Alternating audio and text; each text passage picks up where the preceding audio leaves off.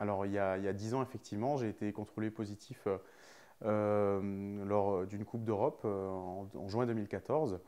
Suite à ça, j'ai eu 4 ans de suspension, dont 2 ans avec sursis, avant de retourner à la compétition en juillet 2016.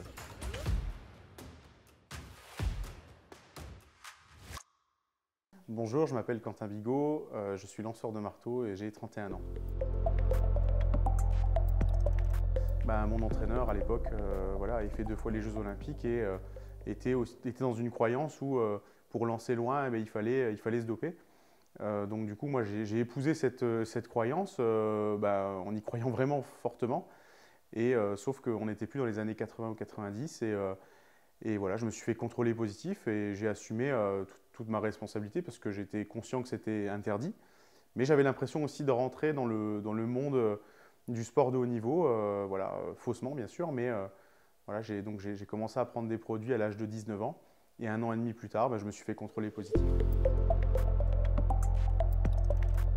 Comment j'ai vécu la suspension? C'est très difficile quand on se fait contrôler positif à 20 ans tout juste.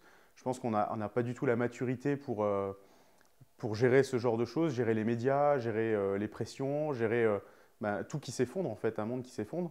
Et je me souviens que j'ai eu très peu de soutien, très peu d'aide, ce qui est d'une part logique, de l'autre, bon, j'étais jeune, donc heureusement que j'avais ma famille, mes amis, mais ça ne m'a pas empêché quand même de faire une dépression assez grave, d'être sous antidépresseur pendant des mois. Et ce qui m'a permis de remettre la tête hors de l'eau, c'est le métier que j'exerce aujourd'hui, conducteur de train. Donc je suis rentré en formation de conducteur de train quelques mois après cette suspension. Et voilà, je ne voulais plus entendre parler de sport, hein, forcément. Pour moi, c'était tout un monde qui s'effondrait, bien que je suis passionné de ce sport et voilà, c'était très très difficile.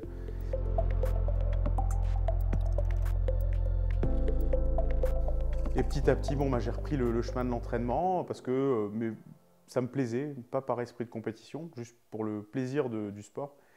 Et c'est 1 an plus tard, donc au plein milieu de ma suspension, que je rencontre mon nouvel entraîneur, Pierre-Jean Vazel, qui était entraîneur de sprint à la base, pas du tout de marteau. Mais sa rencontre avec lui m'a permis vraiment de changer d'état d'esprit, profondément de changer les croyances que j'avais qui étaient très ancrées en moi. Il m'a dit, mais tu as été bon avant le dopage, il n'y a pas de raison que tu ne sois pas bon en fait. Ce n'est pas le dopage qui t'a fait. Donc il m'a vraiment relevé psychologiquement et j'avais besoin de ça, j'avais besoin de reprendre confiance pour peut-être refaire de la compétition. Donc on a commencé à s'entraîner ensemble à partir d'août 2015 jusqu'à mon retour en compétition en juillet 2016. Et vraiment sans trop de prétention internationale, mais on a vu que ça marchait plutôt bien. Alors au début, quand je reprends le marteau, je reprends à 55 mètres, vraiment en dessous de tout. Et il m'a fallu vraiment beaucoup de temps pour revenir à un niveau correct. Et il m'a fallu 8 ans pour revenir à mon meilleur niveau et battre mon record.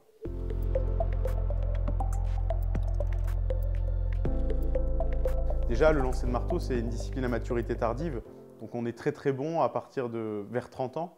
Et je me suis fait contrôler positif à 20 ans. Donc il me manquait encore beaucoup de choses à ce moment-là. D'autre part, mon point fort, c'est la technique. J'ai toujours lancé très bien et on sait très bien que le dopage n'apporte rien sur le côté technique. Ça apporte surtout sur le côté physique, sur la force. Et j'étais même pas un des plus forts de ma discipline et je ne le suis toujours pas. Maintenant, effectivement, voilà, y a beaucoup de gens qui me parlent de mémoire musculaire par rapport au dopage.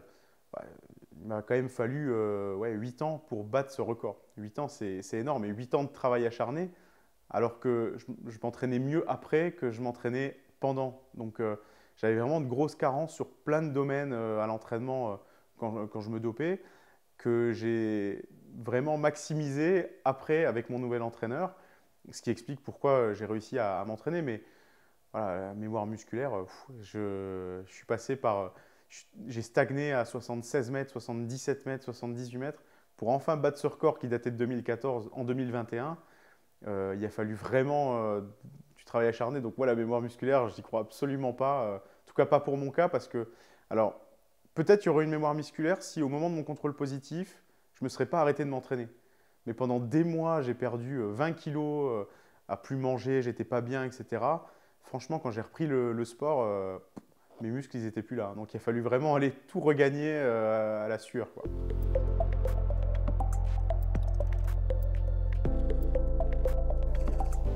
ben, vraiment, à l'époque, quand je me fais contrôler positif, il n'y avait pas de suivi des athlètes. J'avais aucun suivi, c'est-à-dire que j'avais l'impression d'être vraiment mis sous le tapis, ce qui est quelque part normal parce qu'on a triché, on est puni.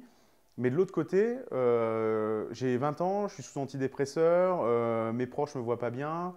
Et derrière, on n'a aucune réponse de la fédération d'athlètes. Déjà, à l'époque, c'était la fédé d'athlètes qui m'avait jugé. Donc bon, bah, c'était déjà un peu, je trouvais ça un petit peu limite, jugé parti. Et de l'autre côté, bah, il n'y a pas de suivi pendant ma suspension. C'est-à-dire que franchement, j'aurais pu aller m'entraîner en Russie pendant 2 ans, prendre encore plus de produits. Personne ne l'aurait vu, quoi. Donc moi, j'ai cherché un maximum à montrer patte blanche. Donc j'ai pris assez vite contact avec la FLD pour, je me souviens, avant mon retour en compétition, envoyer simplement par mail ma localisation de manière non officielle en fait, pour prouver patte blanche. Et j'étais pas du tout sur Adams. Donc j'étais pas localisé pendant ma suspension. Et ça, je trouvais ça vraiment aberrant parce que bah, quelqu'un qui a triché, il n'est pas accompagné ni psychologiquement, ni physiquement, ni juridiquement, ni rien.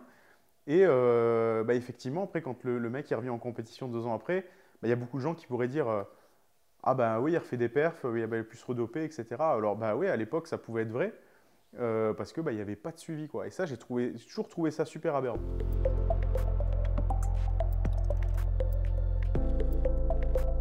Le retour à la compétition, il y a eu, je dirais, 1 à 2 années de transition. Je me souviens, un des souvenirs marquants, c'est au championnat de France hivernal, donc mes premiers championnats de France en hiver 2017. Je me fais accueillir par un mec qui a un t-shirt non au dopé avéré. Donc moi, bon, ça touche quand même un peu, mais j'avais envie de dire, donc oui au dopé non avéré, alors c'est ça.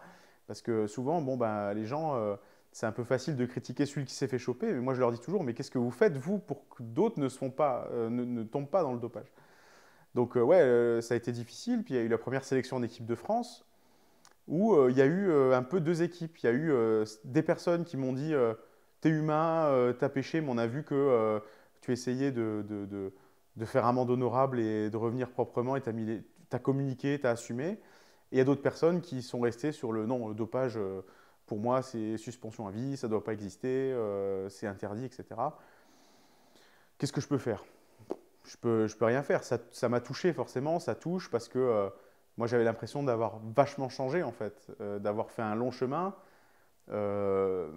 Mais finalement, ils sont restés de la lettre A. Moi, je fais de A à Z. Je sais par toutes les lettres de l'alphabet que je suis passé, mais eux ne le savent pas forcément parce que bah, ils ne sont pas avec moi tous les jours dans ma vie. Ils ne voient pas ce que j'ai mis en place pour changer.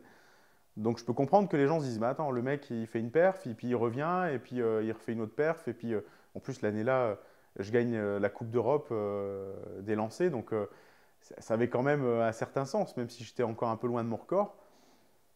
Ouais, sauf que voilà, les gens n'étaient pas avec moi tous les jours. Donc voilà, ouais, ça a été un moment quand même très, très difficile. Après, heureusement, je pense que on est quand même dans un monde où les athlètes sont quand même des humains et ont bien ressenti ma franchise quand même par rapport à cette histoire-là et ont compris. Il y en a qui ne m'ont pas pardonné, hein, mais il y a comprendre et pardonner. Donc moi, j'essaie toujours de m'expliquer pour que les gens comprennent mon histoire. Me pardonner, bah, si c'est au-dessus de leur capacité, bah, bon, c'est pas grave. Euh, mais effectivement, c'est des choses qui font mal encore aujourd'hui, qui touchent forcément parce que le temps passe et moi, ma vie, elle a changé. Je suis devenu père de famille, j'ai un petit garçon, je me suis marié, je suis devenu conducteur de train, je suis conseiller municipal. Le jeune qui avait 19 ans et qui s'est dopé, c'est plus moi, quoi. C'est plus moi. Donc, mais voilà, c'est comme ça. Il faudra que je me fasse à l'idée que toute ma vie, on me rappellera qu'à 19 ans, j'ai été contrôlé positif.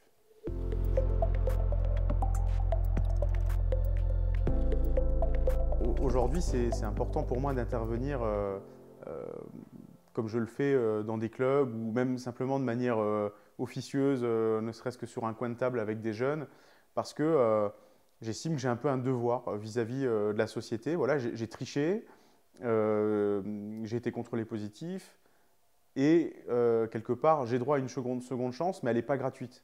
Donc j'estime que je dois un peu rendre ça à la société et puis je sais par quelle galère je suis passé, je sais combien ça fait mal, je sais combien c'est difficile, je sais combien ça me marque à vie et ça me marquera jusqu'à la fin de mes jours parce que Même dans mes vieux jours, on viendra me rappeler que je suis le gars qui a été contrôlé positif en 2014. Les gens n'oublient pas et ça, c'est très difficile. Donc si je peux éviter à des gamins de tomber dans ce piège-là, franchement, je le fais sans souci et avec plaisir parce que voilà, je sais ce que c'est d'être passé par là. Il y a le côté purement éthique sportive, mais il y a aussi le côté vie, le côté santé, parce qu'il ne faut pas oublier que c'est des médicaments.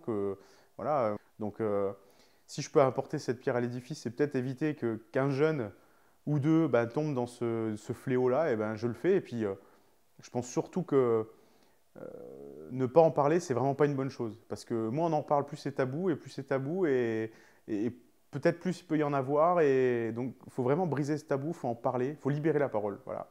Et je pense que ça, c'est important. Donc, c'est pour ça que je le fais. De toute façon, moi, maintenant, les gens me connaissent, ils savent, ils connaissent mon passé. Donc, maintenant, j'ai envie de dire, touche est coulé, je suis coulé, ben, je préfère me servir de ça pour, voilà, pour aider les jeunes.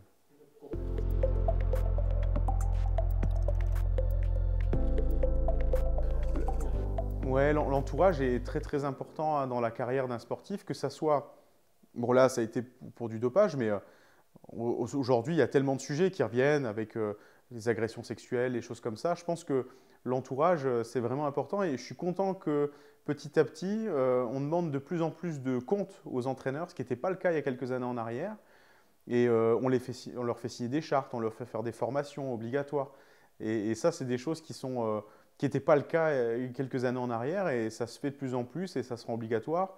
Là, je sais que pour les Jeux Olympiques de Paris, ils vont regarder les casiers judiciaires. Moi, je trouve ça vraiment très bien. On avance vraiment dans le bon sens. Mais ouais, l'entourage est super important. Surtout, moi, je me souviens, quand j'ai commencé à entendre parler de dopage, j'avais une quinzaine d'années. Voilà, j'avais une quinzaine d'années. Et on est super malléable à cet âge-là. Moi, quand j'étais gamin, j'aurais tué père et mère pour lancer loin le marteau. Donc si on est capable de tuer père et mère, on est capable de se doper. Voilà. Et des fois, la bascule, elle peut aller très vite. Mon entraîneur, je le considérais comme mon deuxième père, je le voyais plus que mon père. Donc bah, on fait confiance, puis on a l'impression d'appartenir à quelque chose de plus important. Donc on ne se rend pas compte, on se dit bon c'est mal, mais bon voilà, ça passe quand même au-dessus. Puis voilà, à 17, 18, 19 ans, voilà, c'est l'âge où on fait des conneries aussi. Donc c'en était une.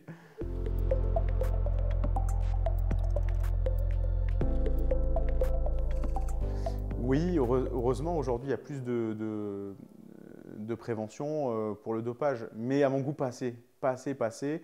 Et moi, je milite à fond pour que ça fasse partie de l'éducation nationale, en fait. Je suis partisan à fond pour que les cours d'EPS intègrent à un moment donné une formation de lutte antidopage. Parce que les jeunes qui font EPS, c'est des jeunes des fois qui aiment la compétition, qui dit aiment la compétition, dit aiment la gagne, dit aime la gagne, dit bah, on peut être meilleur. Et les écoliers, les lycéens, les collégiens, c'est des gens, c'est des jeunes qui peuvent tricher pour un examen, pour avoir leur examen. Donc pourquoi ils ne pourraient pas tricher aussi pour le sport?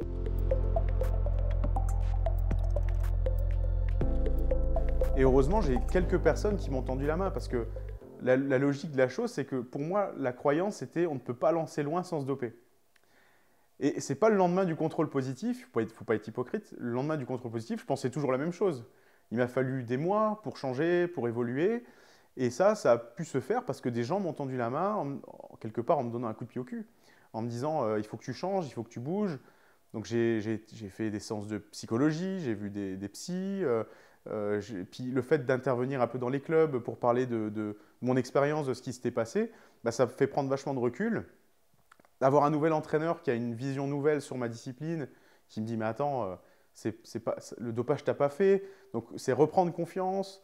Ouais, c'est plein de choses comme ça qui font que au final, bah, la suspension, je m'en suis vraiment servi pour changer ma vie. Et franchement, aujourd'hui, quand on me dit bah, tu t'es dopé, ouais, oui c'est vrai, mais quelque part ça a fait ce que je suis aujourd'hui.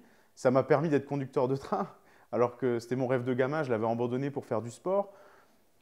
Je me dis que des fois, rien n'arrive par hasard. Et aujourd'hui, je peux dire que je suis content d'avoir été contrôlé positif. Je pense que ça m'a sauvé la vie.